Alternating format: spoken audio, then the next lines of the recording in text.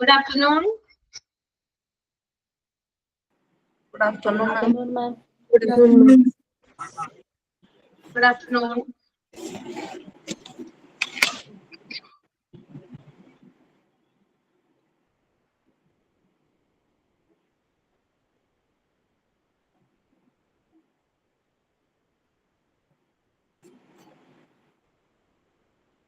എല്ലാവർക്കും good afternoon കേട്ടോ. Okay, prayer ആരാണ്? Prayer. Ma'am, a very good afternoon to everyone. We are very happy to see you all together here. I would like to extend a warm welcome to each and everyone. Sorry, prayer അല്ലേ? Sorry. ഞാൻ സൈനിനാണ് പറഞ്ഞത് കേട്ടോ. സൈനിന് ഞാൻ തന്നെയാണ്, മാറിപ്പോയി. Once again, thank you, God for giving me a mind that can know and a heart that can love. Help me to stay focused on my studies and encourage me when learning is difficult, that I may grasp the truth that is held out before me. Grant me the grace to put my knowledge to use in building the kingdom of God on earth. Salutation to you, O God, who is the goodness. Sign in.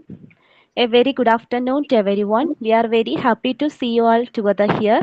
I would like to extend a warm welcome to each and everyone. I encourage everyone to actively participate in today's class. This is a platform for open dialogue, so please feel free to share your thoughts and suggestions. Once again, thank you all for being here. Let's have a successful class. So please welcome Ashwati ma'am. Okay, thank you. Thought of the day, ma'am. The strongest steel is forged in the hottest fires. Similarly, the greatest strength are often developed through life's toughest challenges. ഏറ്റവും ഉറപ്പുള്ള ഉരുക്ക് ഏറ്റവും ഉയർന്ന ചൂടിൽ രൂപപ്പെടുന്നത് പോലെ ജീവിതത്തിലെ ഏറ്റവും വലിയ വെല്ലുവിളികളിലൂടെയാണ് ഏറ്റവും വലിയ ശക്തികളും പലപ്പോഴും വികസിക്കപ്പെടുന്നത്. Thank you. ഓക്കെ, എന്താണ് ഇത്ര കുറവ് ആളുകള്? എന്ത് പറ്റി? ഈ ക്ലാസ്സിൽ മാത്രമാണോ, അല്ലെങ്കിൽ എപ്പോഴും ഇങ്ങനെ തന്നെയാണോ? കുറച്ചു പേരുള്ളല്ലോ.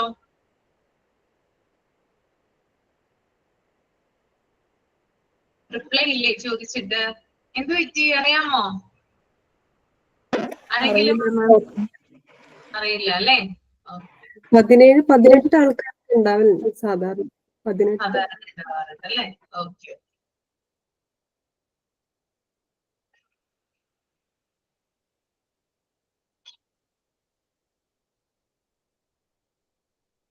ഓക്കെ, അപ്പൊ നമുക്ക് കഴിഞ്ഞ ക്ലാസ്സിൽ നമ്മൾ എന്തായിരുന്നു എടുത്തത്?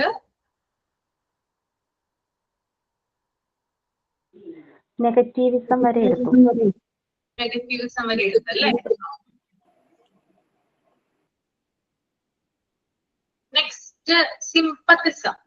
ഒന്ന് ജസ്റ്റ് ഒന്ന് റീഡ് ചെയ്യാം കേട്ടോ. സിമ്പത്തിസം ഒന്ന് മൈൻഡിൽ ഒന്ന് റീഡ് ചെയ്യാം, എന്നിട്ട് ഞാൻ എക്സ്പ്ലെയിൻ ചെയ്തു തരാം.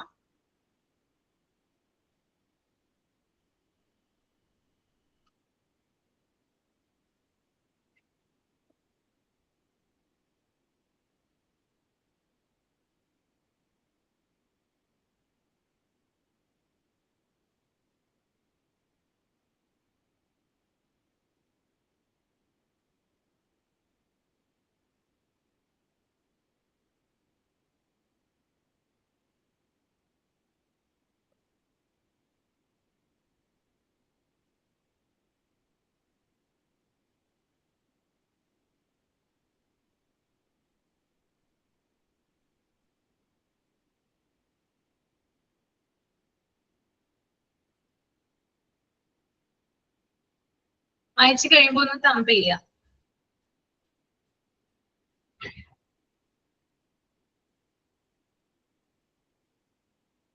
എന്തെങ്കിലും മനസ്സിലായോ വായിച്ചിട്ട്? എവിടെയെങ്കിലും കേട്ടിട്ടുണ്ടോ സിമ്പത്തിസം? അല്ലെങ്കിൽ എക്സ്പീരിയൻസ് ഉണ്ടോ?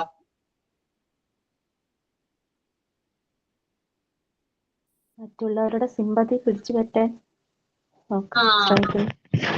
അതെ, മറ്റുള്ളവരുടെ സിമ്പതി പിടിച്ചു പറ്റുന്നത്. അല്ലാതെ ചില ആളുകളുണ്ട്, അവർക്ക് ചില പ്രശ്നങ്ങൾ ലൈഫിൽ ഉണ്ടാകും. ആ പ്രശ്നങ്ങളെ സോൾവ് ചെയ്യുന്നതിന് വേണ്ടിയിട്ട് എന്ത് ചെയ്യാറുണ്ട് അവര്? മറ്റുള്ള ആളുകളിൽ നിന്ന് സിമ്പതി പിടിച്ചു പറ്റി ജീവിക്കാറുണ്ട്. അപ്പൊ ഇതൊരു തരത്തിൽ പറഞ്ഞാൽ എന്താണ്? ഡിഫൻസ് മെക്കാനിസം ആണ്. മറ്റുള്ളവരുടെ അറ്റൻഷൻ കിട്ടുന്നതിലൂടെ അവരുടെ ലൈഫ് കുറച്ചുകൂടി സെക്യൂർ ആവുക ചെയ്യുന്നത്. അതിന്റെ എക്സ്പീരിയൻസ് ഉണ്ടാകും ഇല്ലേ? ഇല്ലാത്ത ആളുകളൊന്നും തന്നെ ഉണ്ടാവില്ല ഈ ഒരു ഡിഫൻസ് മെക്കാനിസം. അതായത് ഇപ്പോ ചില ആളുകൾ എന്ന് പറഞ്ഞാല് ഭയങ്കരമായിട്ട് നമ്മളോട് അവരുടെ എന്താ പറയാ, അവർക്ക് ചിലപ്പോൾ ഒരു ബാഡ് ആയിട്ടുള്ള ഒരു സിറ്റുവേഷൻ ആണ് അവരുടെ ജീവിതത്തിൽ, ആ ഒരു സിറ്റുവേഷൻസ് ഒക്കെ പറഞ്ഞ് മറ്റുള്ളവരോട് പറഞ്ഞ് അവരിൽ നിന്ന് സിമ്പതി പിടിച്ചു വെക്കുന്ന ആളുകളുണ്ട് അല്ലെ?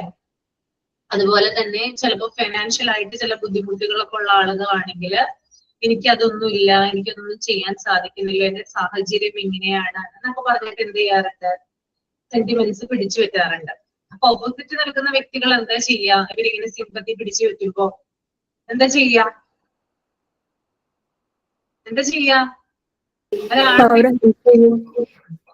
അവരെ സഹായിക്കാനല്ലേ നോക്കുള്ളൂ അല്ലെ? അപ്പൊ ഞാൻ നിങ്ങളോട് പറയാണ്, എനിക്ക് ഒന്നിനും പറ്റുന്നില്ല, എനിക്ക് എന്റെ കയ്യില് ഒരു പൈസ പോലും എടുക്കാനില്ല, ഭയങ്കര കഷ്ടപ്പാടാണ്, അതാണ് ഇതാണ്, ആരും എന്നെ സപ്പോർട്ട് ചെയ്യുന്നില്ല എന്നൊക്കെ ഇങ്ങനെ വന്ന് പറയുമ്പോൾ നിങ്ങൾ എന്ത് ചെയ്യും? നിങ്ങളാൽ കഴിയുന്ന സഹായങ്ങൾ എന്ത് ചെയ്യും? അവർക്ക് ചെയ്തു കൊടുക്കും അല്ലെ? ഓക്കെ.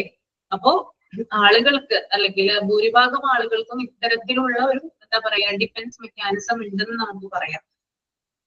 അതായത് ആളുകൾക്ക് ഉണ്ടാകുന്ന പ്രശ്നങ്ങൾ അല്ലെങ്കിൽ പ്രോബ്ലംസ് അതിൽ നിന്ന് റിക്കവർ ചെയ്യുന്നതിന് വേണ്ടിയിട്ടാണ് ഇങ്ങനെ സിമ്പതി പിടിച്ചു വെക്കുന്നത്. നമുക്കൊരു വിഷമം വന്നു കഴിഞ്ഞാല് നമ്മളത് ചില ആളുകളാണെങ്കിൽ മനസ്സിൽ ഒതുക്കാനായിട്ട് ശ്രമിക്കും. ആരോടും തന്നെ ഒന്നും തന്നെ ഓപ്പൺ ചെയ്യാത്തവരുണ്ട് അല്ലെ?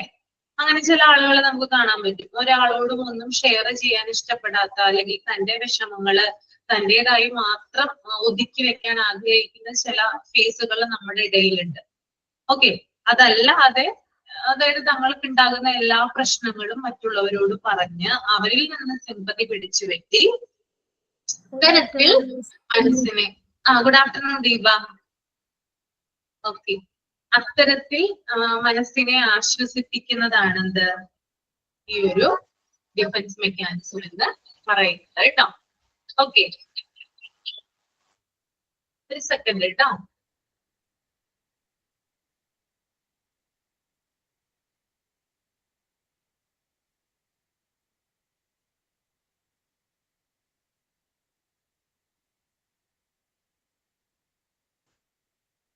ഇപ്പൊ ടീച്ചർ ഇല്ലല്ലോ, നമ്മളെ ഈ ഗൂഗിൾ മീറ്റ് കയറുന്ന ഒരു ഗൂഗിൾ മീറ്റിന്റെ സിമ്പൽ വെച്ച ആ സാധനത്തിനെ മുകളിൽ എവിടെയെങ്കിലും ഒന്ന് പിൻ ചെയ്ത് വെക്കാൻ പറ്റൂടെ?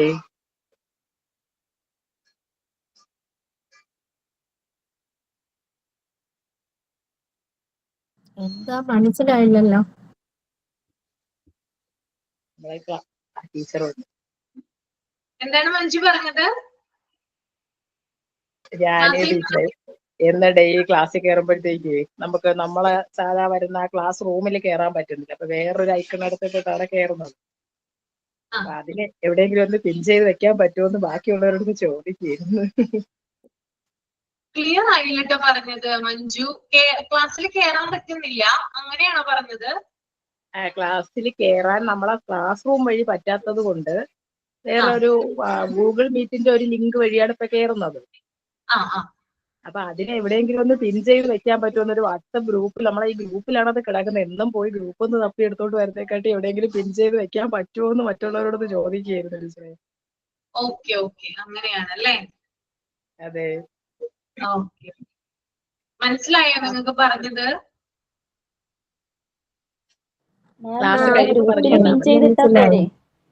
പോസിബിൾ ആണോ? ഗ്രൂപ്പിൽ പിൻ ചെയ്തിട്ടാ മതിയില്ലേ? നമ്മളെ ലിങ്ക് അതിനകത്ത് കോപ്പി പേസ്റ്റ് ചെയ്തിട്ട് അതിനകത്ത് പിൻ ചെയ്തിട്ടാ പോരെ? ഓക്കെ, അങ്ങനെ ഞാൻ ശ്രമിച്ചു നോക്കാം. ശരി.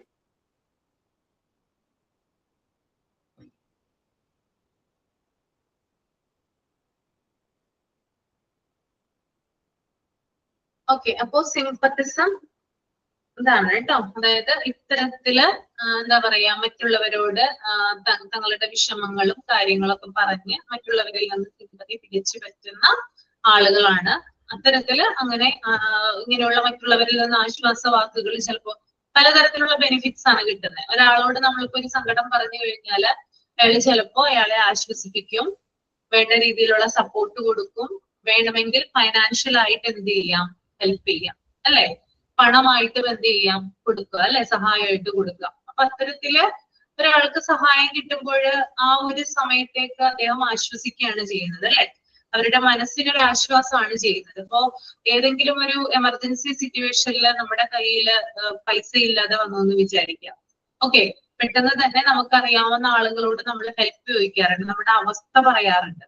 അങ്ങനെ അവസ്ഥ പറയുമ്പോൾ അവര് നമ്മളെ ഫിനാൻഷ്യൽ ആയിട്ടും അല്ലാതെയൊക്കെ ഹെൽപ്പ് ചെയ്യുമ്പോൾ നമ്മുടെ മനസ്സിന് ഒരു ആശ്വാസം കിട്ടുകയും അതിലൂടെ നമ്മൾക്ക് നമ്മുടെ മനസ്സിനെ റിക്കവർ ചെയ്യാനും സാധിക്കുകയും ചെയ്യും. That is sympathism. കേട്ടോ, ക്ലിയർ ആയോ പറഞ്ഞത്? സിംപത്തിസം ഓക്കെയാണ്? നിങ്ങൾക്ക് എന്തെങ്കിലും ഒരു എക്സ്പീരിയൻസ് ഉണ്ടോ സിംപത്തിസം ലൈഫില്? എന്തെങ്കിലും ഒരു എക്സ്പീരിയൻസ് ഉണ്ട് ഇതുമായി ബന്ധപ്പെട്ട്? എന്തെങ്കിലും ഉണ്ടാവും, അതൊന്നും കൂടി ഒന്ന് പറയാം മിസ്. ഞാൻ താമസിച്ച് കയറിയത് കൊണ്ടായിരുന്നു കുറച്ചേ കേൾക്കാം. എന്ന് പറഞ്ഞാലേ അതായത് മറ്റുള്ളവരുടെ സഹതാപം പിടിച്ചു വെക്കുക എന്ന് പറയും. നമുക്ക് എന്തെങ്കിലും ലൈഫിൽ എന്തെങ്കിലും പ്രോബ്ലംസ് ഒക്കെ ഉണ്ടായി വരുമ്പോൾ അത് മറ്റുള്ളവരോട് പറഞ്ഞ്, അതിപ്പോ എന്തെങ്കിലും ആയിക്കോട്ടെ, ഇപ്പോ നമുക്ക് മാനസികമായിട്ടുള്ള വിഷമങ്ങൾ ഉണ്ടാവാം, അല്ലെങ്കിൽ ഫിനാൻഷ്യൽ ആയിട്ടുള്ള പ്രശ്നങ്ങൾ ഉണ്ടാവാം. അതൊക്കെ നമ്മൾ മറ്റുള്ളവരോട് പറഞ്ഞ് അവരത് കേൾക്കുമ്പോൾ അവർക്ക് സഹതാപം തോന്നും. ഓക്കെ, അപ്പൊ ഒരു ആശ്വാസ വാക്കുകൾ പറയാം, അല്ലെ? അപ്പോ അത്തരത്തിൽ, അല്ലെങ്കിൽ പണമായിട്ട് വേണമെങ്കിൽ സഹായിക്കാം. അപ്പൊ ഇങ്ങനെയുള്ള കാര്യങ്ങളൊക്കെ മറ്റേ വ്യക്തിക്ക് കിട്ടുമ്പോൾ ഒരു വിധത്തിൽ പറഞ്ഞാൽ അവരുടെ മനസ്സിനെ ആശ്വസിപ്പിക്കുകയാണ് ചെയ്യുന്നത്. മറ്റുള്ളവരിൽ നിന്നൊരു സഹായമോ അല്ലെങ്കിൽ സപ്പോർട്ടോ കിട്ടുമ്പോൾ നമ്മുടെ മനസ്സിന് ഒരു ആശ്വാസം കിട്ടാറില്ലേ? കുറച്ചു നേരത്തേക്കെങ്കിലും. ഉണ്ടോ ഇല്ലയോ?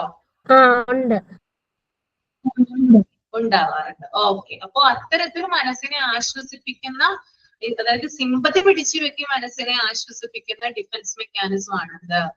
സിംപത്തിസം എന്ന് പറയുന്നത്. ഓക്കെ, അത്രയേ ഉള്ളൂ കേട്ടോ. അത് ഓക്കെയാണ്? ദീപ് ഓക്കെയാണോ? മനസ്സിലായോ? മനസ്സിലായി. അപ്പോ എന്തെങ്കിലും എക്സ്പീരിയൻസ് ഉണ്ടോ നിങ്ങളുടെ കയ്യിൽ നിന്നാണെങ്കിലും, അല്ലെങ്കിൽ എന്താ പറയാ, ആരെങ്കിലും സിമ്പതി പിടിച്ചു പറ്റിയിട്ടുണ്ടോ? കബളിക്കപ്പെട്ടിട്ട് ചിലവരെ കബളിപ്പിക്കപ്പെടാറുണ്ട് കേട്ടോ, അതായത് പറ്റിക്കപ്പെടാറുണ്ട്. ചിലപ്പോ യഥാർത്ഥ കാര്യമായിരിക്കൂല, ചിലപ്പോ നുണ പറഞ്ഞിട്ട് ചിലപ്പോ ഇത്തരത്തില് പണമൊക്കെ നേടുന്നവരുണ്ട്. അങ്ങനെ എന്തെങ്കിലും എക്സ്പീരിയൻസ് ഉണ്ടായിട്ടുണ്ടോ? ഉണ്ട് മാം. ഉണ്ട്. അനില ഒന്ന് പറയാമോ എക്സ്പീരിയൻസ്? നമ്മള് ഈ മല്ലാറ്റൂര് ഇല്ലിത്തോട് എന്ന സ്ഥലമുണ്ടേ. അപ്പൊ നമ്മൾ അവിടെ ഇടക്ക് ഫാമിലി ആയിട്ട് പോകും. അപ്പൊ അങ്ങോട്ട് പോണ ടൈമില് ഒരു ചേട്ടൻ ഞങ്ങൾ കണ്ടിട്ട് പറഞ്ഞു, ഫുഡ് കഴിച്ചിട്ടില്ല, ഫുഡ് കഴിക്കാൻ പൈസ ഇല്ല അങ്ങനെന്നൊക്കെ പറഞ്ഞു. അപ്പൊ ഹസ്ബൻഡ് കാര്യമാക്കില്ല, കാരണം അവർക്ക് പെട്ടെന്ന് നമ്മളെ കുറച്ചും കൂടെ ഇങ്ങനെ കുടിക്കുന്നവരെ കണ്ടാൽ മനസ്സിലാവുമല്ലോ. എനിക്ക് പക്ഷെ അങ്ങനെ കണ്ടപ്പോ എനിക്ക് ഭയങ്കര സങ്കടമായി, ഫുഡ് കഴിച്ചില്ലല്ലോ അങ്ങനെയൊക്കെ ഞാൻ നിർബന്ധിച്ച് പൈസ കൊടുപ്പിച്ചു. അത് കഴിഞ്ഞ് ഞങ്ങളൊരു 2-2.5 മണിക്കൂറിന് തിരിച്ചു വന്നപ്പോ ഈ ആള് ഭയങ്കരമായിട്ട് കുടിച്ച് അവിടെ നിൽക്കുന്നു. അപ്പൊ തന്നെ എന്റെ ഹസ്ബൻഡിനെ ചീത്ത പറഞ്ഞു. എന്നോട് ഞാൻ പറഞ്ഞില്ല, അത് ഫുഡ് കഴിക്കാനൊന്നല്ല, ചില നമുക്ക് കണ്ടാൽ തന്നെ അറിയാം കുടിക്കാൻ വേണ്ടി വെറുതെ പറയുന്നതാന്ന്. അന്ന് ഞാൻ ശരിക്കും എനിക്ക് പെട്ടെന്ന് സങ്കടമായി, ഫുഡ് കഴിച്ചില്ലാന്നൊക്കെ പറഞ്ഞു കഴിഞ്ഞപ്പോഴേ നിർബന്ധിച്ച് പൈസ കൊടുപ്പിച്ചതാ. അങ്ങനെ അതൊരു എക്സ്പീരിയൻസാ. പിന്നെ ഞാൻ ശരിക്കും നന്നായിട്ട് നോട്ട് ചെയ്തിട്ട് മാത്രമേ ഞാൻ പൈസ ഒക്കെ കൊടുക്കാറുള്ളൂ ആർക്കെങ്കിലും.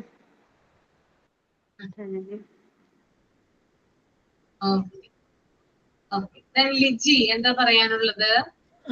മാം, അതെ, ഞങ്ങളുടെ കുറച്ച് അമ്മമാരിങ്ങനെ പെനോയിൽ വിൽക്കാനായിട്ടൊക്കെ അപ്പോഴേക്കും എന്നോട് വാങ്ങാൻ പറഞ്ഞപ്പോഴേക്കും ഞാൻ പൈസ ഇല്ലാത്തതുകൊണ്ട് വേണ്ടെന്ന് പറഞ്ഞു. അപ്പോഴേക്കും അവരുടെ കുറെ കഥകളൊക്കെ എന്നോട് പറഞ്ഞിങ്ങനെ, അവരുടെ വീട്ടിലെ ബുദ്ധിമുട്ട്, ഇത് പൈസ കൊണ്ടുവന്നിട്ട് വേണം വീട് കഴിയാനൊക്കെ പറഞ്ഞിങ്ങനെ. പറഞ്ഞപ്പോഴേക്കും ഞാൻ അതിൽ വീഴുകയും പൈസ കൊടുത്ത് പെനോയിൽ വാങ്ങുകയും ചെയ്തു. അവരുടെ പ്രോഡക്റ്റ് വാങ്ങാനുള്ള അടവാണ് അല്ലെങ്കിൽ എനിക്കറിയില്ല. പക്ഷെ ഞാൻ എന്തായാലും ആ അമ്മ പറഞ്ഞ വാക്കുകൾ വീണ് പെനോയിൽ വാങ്ങി. അപ്പൊ ഈ ഒരു സംഭവം അതൊരു സിമ്പതിസം അല്ലേ മാം? അതെ അതെ, അതൊരു സിമ്പതിസം ആണ്.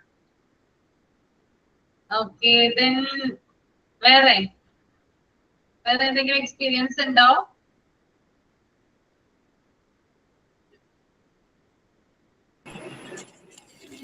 മാം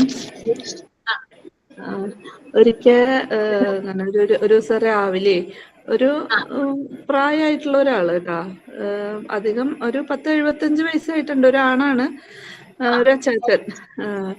അപ്പൊ വന്നിട്ട് ആള് കോളിംഗ് ബെല്ലടിച്ച് ഞാൻ വാതില് തുറന്നപ്പോ എന്നോട് പറഞ്ഞു, ഞാനിങ്ങനെ കൃഷി ഓഫീസിലാണ് വർക്ക് ചെയ്യണേ, ഇപ്പൊ ഒന്നിനും പോവാനൊന്നും വയ്യ.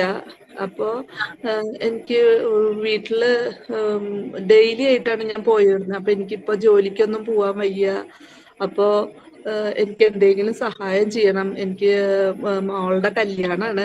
അപ്പൊ എന്തെങ്കിലും സഹായം ചെയ്യണം. ആളുടെ വർത്താനം കേൾക്കുമ്പോ നമുക്ക് സഹായിക്കാൻ തോന്നും, അതേപടി ഇങ്ങനെ സങ്കടമായിട്ട്.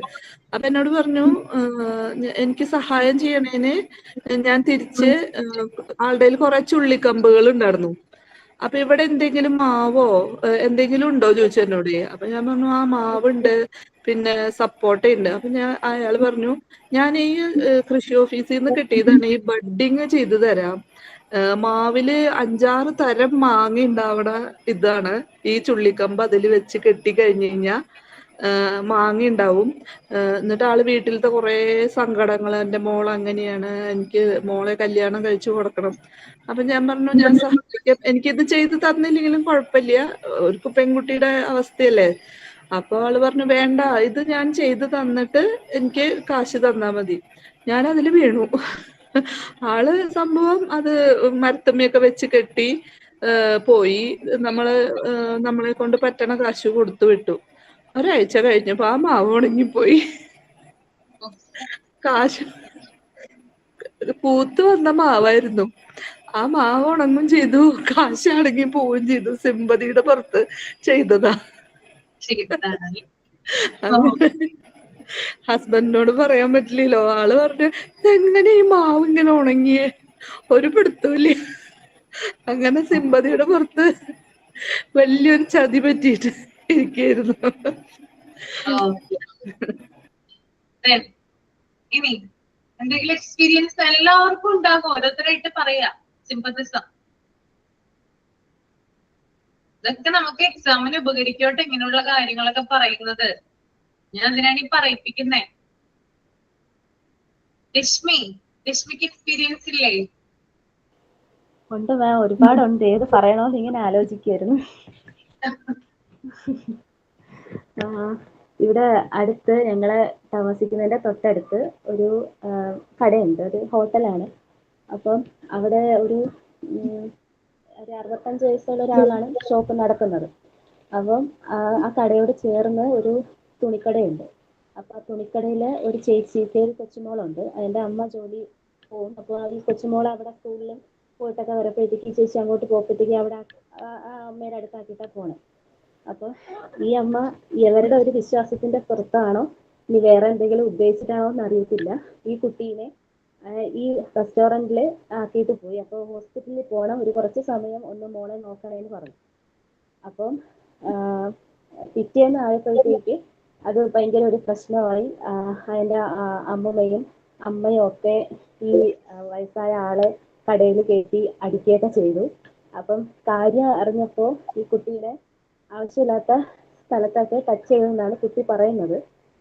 പക്ഷേ ആൾക്ക് 65 വയസ്സുണ്ട്. പക്ഷേ ആള് പറയുന്നത് കുട്ടിയെ അവിടെ ഇരുത്തി, അപ്പം മേശയുടെ അടുത്ത് ഇരുത്തിയപ്പോൾ ഡ്രോ തുറക്കാനും ഒക്കെ സ്പേസ് ഇല്ലാത്തതുകൊണ്ട് കുട്ടിയെ കൈ പിടിച്ച് അങ്ങോട്ട് മാറ്റി എന്നാണ് ആള് പറയുന്നത്. അപ്പം ഒരു വിഭാഗം ആൾക്കാർ ഈ കുട്ടിയെ പറ്റിയും പറയുന്നുണ്ട്, ഒരു വിഭാഗം ആൾക്കാർ ഈ ആള് സിമ്പതിയുടെ പേരിൽ നല്ലതും പറയുന്നുണ്ട്. കാരണം ഈ അടിച്ചതിന് ശേഷം ഹാർട്ട് പേഷ്യൻ്റ് ആയിരുന്നു. അപ്പം നല്ല രീതിയിൽ പെയിനൊക്കെ വന്ന് അന്ന് തന്നെ വൈകിട്ട് പോയി ഹോസ്പിറ്റലിൽ പോയി അഡ്മിറ്റ് ആയി. പിറ്റേന്നാണ് വന്നത്. പിന്നെ 2 ദിവസം കഴിഞ്ഞപ്പോൾ വീണ്ടും പെയിനായി, വീണ്ടും മെഡിക്കൽ കോളേജിൽ പോയി അഡ്മിറ്റ് ആയി. അപ്പം അങ്ങനെ ഒരു സിമ്പതി ആള് പറയുന്നുണ്ട്, എനിക്ക് വയ്യ, അത് പിന്നെ ഞാൻ ഒന്നും ചെയ്തിട്ടില്ല, അവിടെ ആളുണ്ടായിരുന്നു, ചായക്കടയിൽ വേറെ ആളുണ്ടായിരുന്നു. അങ്ങനെ ആളിൻ്റെ രീതിയിൽ കുറേ സിമ്പതി പിടിച്ചു പറ്റാനുള്ള കാര്യങ്ങളെല്ലാം പറയുന്നുണ്ട്. അപ്പം അത് കേൾക്കുമ്പോൾ നമ്മൾ ആളെടുത്ത് ഒരു സഹതാപം തോന്നും, ആളുടെ ഭാഗത്ത് ഒരു തെറ്റും ഇല്ല എന്നുള്ളത്. പക്ഷെ ആ ഒരു 12 വയസ്സായ ഒരു പെൺകുട്ടിയെ അവിടെ ഇരുത്തിയിട്ട് പോയെന്നുള്ളത് അവരെ അമ്മൂമ്മയുടെ ഭാഗത്ത് നിന്നുള്ളൊരു തെറ്റാണ്. അതിനെയും ചോദ്യം ചെയ്യുന്നുണ്ട്. അപ്പൊ അതൊരു സിമ്പതി അല്ലേ ആള് പിടിച്ചു പറ്റുന്നതേ. പല കാര്യങ്ങളും പറഞ്ഞ് അങ്ങനൊരു സംഭവം ഉണ്ടായി. അളകൊക്കെ എന്താണ് എക്സ്പീരിയൻസ് ഉള്ളത്? അളക, ഞാനിങ്ങനെ ആലോചിക്കായിരുന്നു. എനിക്കൊരു ബെസ്റ്റ് ഫ്രണ്ട് ഉണ്ടായിരുന്നു +2 പഠിക്കുമ്പോള്ള. അപ്പം അത് ആ ഫ്രണ്ട്ഷിപ്പ് കുറെ കാലം മുമ്പോട്ട് പോയതാണ്. പക്ഷെ ഒരു ഇൻസിഡന്റിന് ശേഷം അത് തീരെ ഇല്ലാതായി പോയി.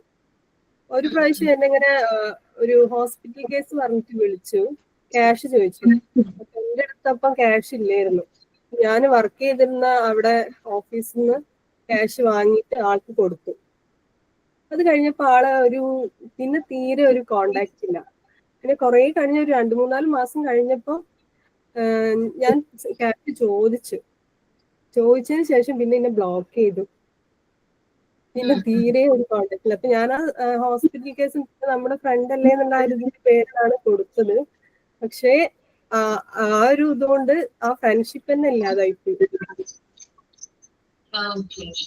ക്യാഷ് ഓഫീസിൽ തിരിച്ചു കൊടുത്തു. ഒരു സെക്കൻഡ്.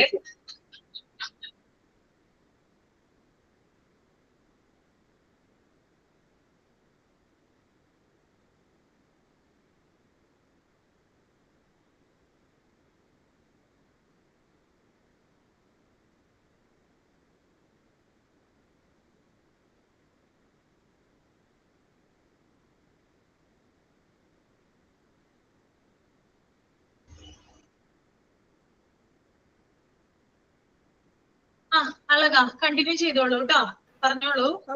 മിസ് അത്രേ ഉള്ളൂ. എന്ന് വെച്ചാൽ സിമ്പതിന്റെ പുറത്താണ് സഹായിച്ചത്. പക്ഷെ ആ സഹായം കൊണ്ട് ആ ഫ്രണ്ട്ഷിപ്പ് തന്നെ ഇല്ലാതെ ഈ ക്യാഷ് തിരിച്ചു ചോദിച്ചപ്പോ. മനസ്സിലായി. ഓക്കെ, ദീപ മനോജെ. ദീപ. മിസ്സേ, എനിക്ക് അളക പറഞ്ഞതുപോലെ ഒരു കാര്യമാണ്. അങ്ങനെ 1-2 കാര്യങ്ങളുണ്ട്. എന്നാലും ഞാൻ അതിനകത്ത് ഏറ്റവും കൂടുതൽ ബുദ്ധിമുട്ടായ ഒരു കാര്യം പറയാം. ഞങ്ങളുടെ കോളേജ് അല്ല സ്കൂൾ ഗ്രൂപ്പില് 10th ഗ്രൂപ്പ് നമ്മള് ഗ്രൂപ്പൊക്കെ ക്രിയേറ്റ് ചെയ്യുമല്ലോ. അപ്പം ഗ്രൂപ്പ് ഇപ്പോഴും ഉണ്ട്. നമ്മളെല്ലാം നല്ലൊരു ആക്റ്റീവായിട്ടുള്ള ഒരു ഗ്രൂപ്പാണ് ഞങ്ങളുടെ 10th.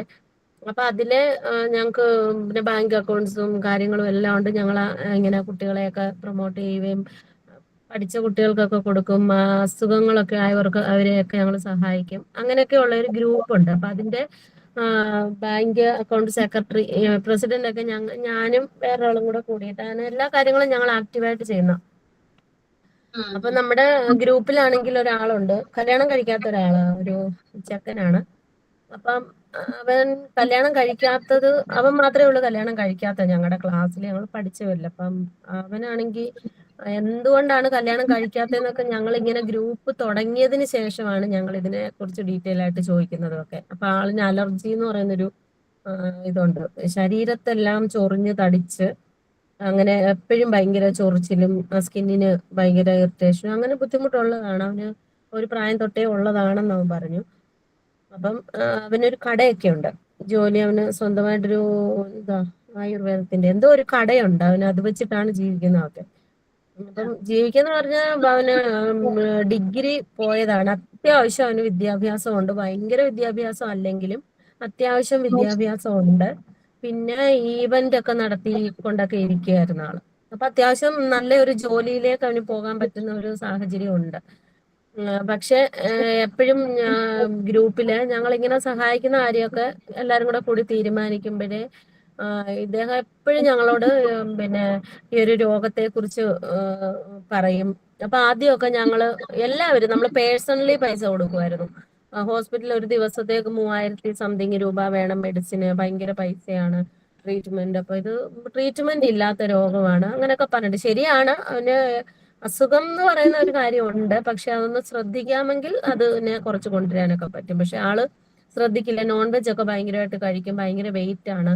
ഫുഡൊന്നും കൺട്രോൾ ചെയ്യത്തില്ല. അപ്പൊ അങ്ങനെയൊക്കെ ഒന്നും നമുക്കറിയില്ലായിരുന്നു. ഞങ്ങള് ഇവന് ഹോസ്പിറ്റലൈസ്ഡ് ആവുന്ന സമയത്തൊക്കെ ഞങ്ങൾ തന്നെ മുൻകൈ എടുത്തിട്ട് പൈസ പിരിച്ചു കൊടുക്കും. പിന്നെ അല്ലാത്ത എന്തെങ്കിലുമൊക്കെ ബുദ്ധിമുട്ടുകൾ വരുമ്പോൾ അവന് മാത്രമല്ല എല്ലാവർക്കും കൊടുക്കുന്ന കൂട്ടത്തിൽ അവന് കുറച്ച് കൂടുതൽ കൊടുക്കും.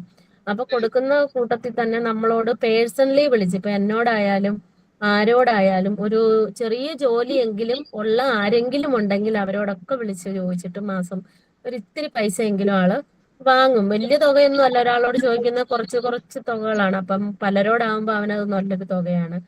അങ്ങനെ ആയപ്പോ ഞങ്ങളതൊരു ഗ്രൂപ്പിലെ അഡ്മിൻ പാനലിൽ ഒരു ചർച്ച വെച്ചു, ഇത് ശരിയാണോ എന്താണെന്നുള്ളത്. അപ്പൊ പലർക്കും പല അഭിപ്രായമല്ലേ. ആദ്യമൊക്കെ ഞങ്ങൾ പറഞ്ഞ അവന്റെ അവസ്ഥയല്ലേ, പോട്ടെ സാരമില്ല, കല്യാണം ഒന്നും കഴിക്കാത്തതും അതുകൊണ്ടാണ്, അവന് ആ ഒരു ബുദ്ധിമുട്ടാണ്. അപ്പം സ്വന്തമായിട്ട് ജോലി ചെയ്ത് ജീവിക്കാനുള്ള വരുമാനമുണ്ട്. അപ്പം എല്ലാരും പറയുന്നത് ഒന്നും ജോലി കൂലിപ്പണി വരെയുള്ള ആൾക്കാർ നമ്മുടെ ഗ്രൂപ്പിലില്ലേ, അപ്പൊ അവര് ഭാര്യയും മക്കളും ഒക്കെ ആയിട്ട് കഴിയുന്നവര് പോലും ഈ ഉള്ളത് കൊണ്ട് ജീവിക്കാൻ തയ്യാറാണ്. ഇവനും ഭാര്യയില്ല മക്കളില്ല ആരും ഇല്ലാഞ്ഞിട്ടും എന്താണ് ഇത്ര ചെലവ്. അപ്പൊ ഞങ്ങളത് അന്വേഷിച്ചപ്പം ആളിന് ഭയങ്കര ആയിട്ട് ജോളിയായിട്ടൊക്കെ കുറെ നടക്കാനും ട്രിപ്പ് പോകാനും ഒക്കെ ഇഷ്ടമുള്ള ആളാണ്. അതുപോലെ ഫുഡാണേലും ഭയങ്കര കൺട്രോൾ ഇല്ലാതെ ഫുഡ് കഴിക്കുന്നു. മെഡിസിൻ ഒക്കെ ഉണ്ട്, ഈ ഒരു രോഗം ഉണ്ടെങ്കിൽ പോലും ആളിന് മറ്റുള്ള കാര്യങ്ങളിലേക്കൊക്കെ ഭയങ്കര, അപ്പൊ അതിനൊക്കെ വേണ്ടിയിട്ടാണ് ഈ പൈസയൊക്കെ ചോദിക്കുന്നത്. പിന്നെ ആള് മാസം 2-3 മാസം കൂടുമ്പം കൊല്ലത്തോ അങ്ങനെ ഏതെങ്കിലും വർക്കലയിലൊക്കെ ഉള്ള ഹോസ്പിറ്റലൊക്കെ ഉണ്ടല്ലോ, ഈ അങ്ങനെ പഞ്ചകർമ്മ ചികിത്സയൊക്കെ, അപ്പൊ അവിടെയൊക്കെ പോയിട്ട് ആള് പോയി 10-20 ദിവസമൊക്കെ കിടക്കും. അപ്പൊ നമ്മളോടൊക്കെ പറയുന്നത് അലർജിയുടെ ഒരു പ്രശ്നം കൊണ്ടാണ് പോകുന്നത് കിടക്കുന്നതെന്ന് പറയുമെങ്കിലും ആള് കുറച്ച് നല്ല ട്രീറ്റ്മെന്റിന് സുഖചികിത്സ എന്നൊക്കെ പറയില്ലേ, അപ്പൊ ഈ പൈസയൊക്കെ പിടിച്ചിട്ട് അങ്ങനെ മാസം പോയിട്ട് കുറച്ച് നാളൊക്കെ കിടക്കുകയും അങ്ങനെ ആ ഒരു ഇതിലോട്ടൊക്കെ. അങ്ങനെ ആയപ്പോ എല്ലാരും കൂടെ അത് തീരുമാനിച്ചു, എപ്പ പൈസ ഇനി ആര് കൊടുത്താലും അതെല്ലാരും കൂടെ കൂടി ആലോചിച്ച് തീരുമാനിച്ചിട്ടേ കൊടുക്കാവൂ. കാരണം അതിലും ഒരു പിന്നെ ബുദ്ധിമുട്ടുള്ള കുഞ്ഞുങ്ങളും അച്ഛനമ്മമാരൊക്കെ നമ്മുടെ ഗ്രൂപ്പിലുണ്ട്. അപ്പൊ നമ്മൾ അതിലേക്ക് കൂടുതൽ ശ്രദ്ധ കൊടുക്കണമെന്ന് പറഞ്ഞുകൊണ്ട് ഞങ്ങൾ എല്ലാരും കൂടെ തീരുമാനിച്ചിട്ട് അത് ഞങ്ങൾ കുറച്ചിട്ട് ഞങ്ങളൊന്നും ഇല്ലാതെ ഇപ്പോഴും ഞങ്ങൾ ചെയ്യുന്നുണ്ട്. എല്ലാവർക്കും എന്തൊരു ബുദ്ധിമുട്ടുണ്ടെങ്കിലും ഞങ്ങളത് മുൻകൈ എടുത്ത് അവര് ആരെയാണോ അർഹതപ്പെട്ടവർ അതിനു വേണ്ടി ചെയ്യുന്നുണ്ട്. അപ്പൊ ഞങ്ങളത് കുറച്ചു.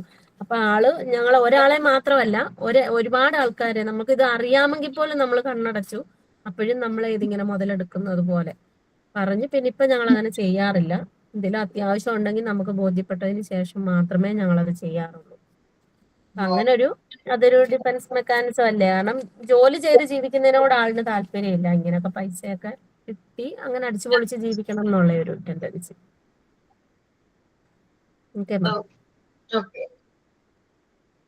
ഓക്കെ, അപ്പൊ ഒരുവിധം സ്റ്റുഡൻസ് നിങ്ങൾ പറഞ്ഞു കഴിഞ്ഞു. ഇനി നമുക്ക് അടുത്തതിലോട്ട് പോവാം. അടുത്തത് വിഡ്രോവൽ ആണ് കേട്ടോ. അതൊന്ന് വായിക്കുക, നിങ്ങള് റീഡ് ചെയ്യാം മൈൻഡില്.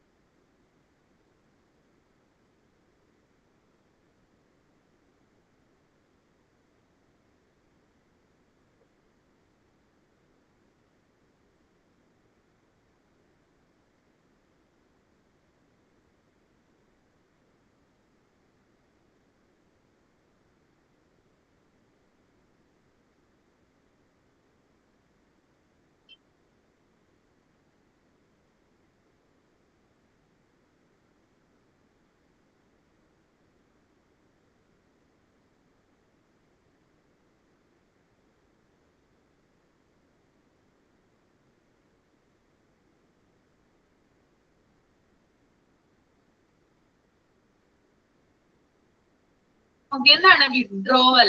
വിഡ്രോവൽ ഡിഫൻസ് മെക്കാനിസം എന്താണ്?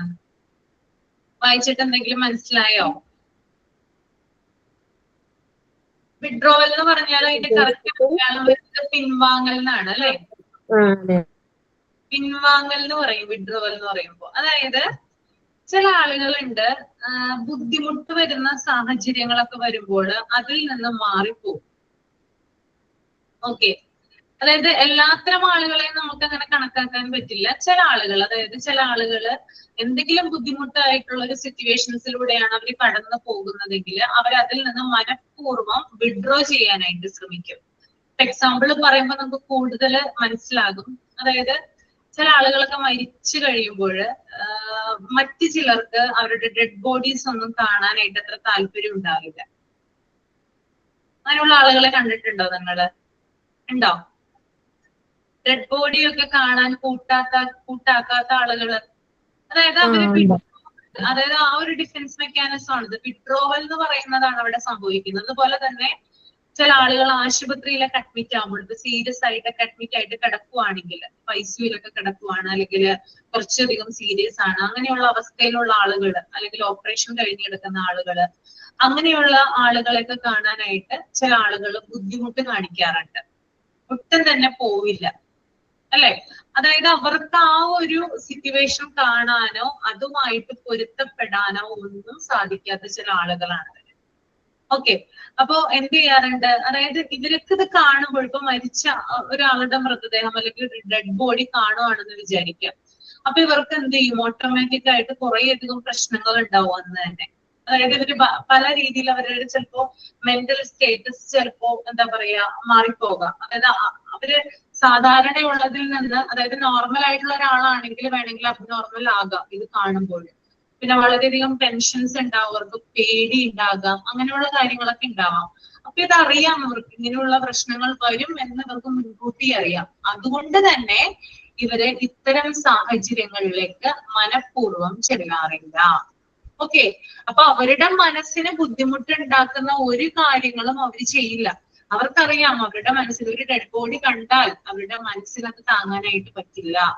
ഇനി സീരിയസ് ആയിട്ട് ആശുപത്രിയിൽ ഒരാൾ കിടക്കുവാണ്, അദ്ദേഹത്തെ ചെന്ന് കാണാനോ അദ്ദേഹത്തെ ചെന്ന് ആശ്വസിപ്പിക്കാനോ അവർക്ക് പറ്റില്ല. ഓക്കെ, ഇതൊക്കെ അവരുടെ മനസ്സിന് കൂടുതലായിട്ട് എന്താണ് വേദന കൊടുക്കും. അപ്പോ ഇവരെന്ത് ചെയ്യും? ഇത്തരത്തിലുള്ള ആളുകൾ എന്ത് ചെയ്യും? ഈ സിറ്റുവേഷൻസ് അല്ലെങ്കിൽ ഇങ്ങനെയുള്ള സാഹചര്യങ്ങൾ മനഃപൂർവ്വം ഒഴിവാക്കി പോകും. ഓക്കെ, അങ്ങനെയുള്ള ആളുകൾ നിങ്ങളുടെ ചുറ്റുവട്ടത്തുണ്ടോ? കണ്ടിട്ടുണ്ടോ നിങ്ങള്? നിങ്ങൾ അങ്ങനെയുള്ളവരാണോ? വിഡ്രോവൽ ഉണ്ടോ? ഉണ്ട്. എന്റെ ഒരു കസിൻ ഉണ്ട്. ആള് ഈ വിഷമം വരുന്ന ഫിലിം ഒന്നും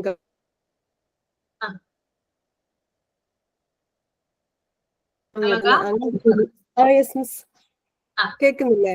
ഫിലിംസ്, വിഷമം വരുന്ന ഫിലിംസ് ഒന്നും കാണൂല. തന്മാത്ര പോലൊക്കെ ഉള്ള ഫിലിം ഇല്ല, കരയാനൊക്കെ അങ്ങനത്തെ ഫിലിംസ് ഒന്നും കാണൂല. മനഃപൂർവ്വം ഒഴിവാക്കും. അങ്ങനെ കരയാനൊക്കെ ഉള്ളതാണെന്ന് അറിഞ്ഞിട്ട് അങ്ങനെ ഒരു കസിൻ ഉണ്ട് എനിക്ക്.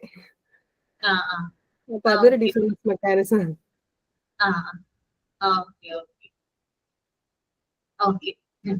ഓക്കെ, അപ്പൊ മനസ്സിലായെന്ന് വിചാരിക്കണം. ദീപക്ക് എന്താ പറയാനുള്ളത്? ദീപ.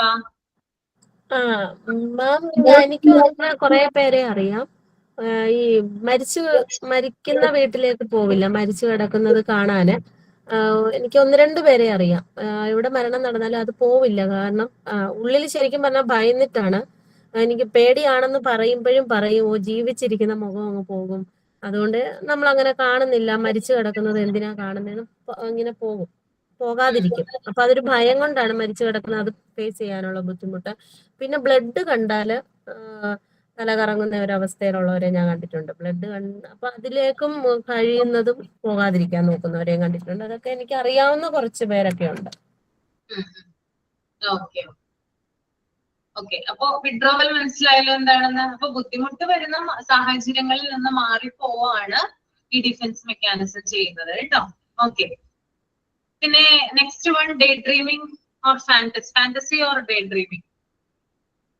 അതൊന്ന് വായിക്കാം കേട്ടോ.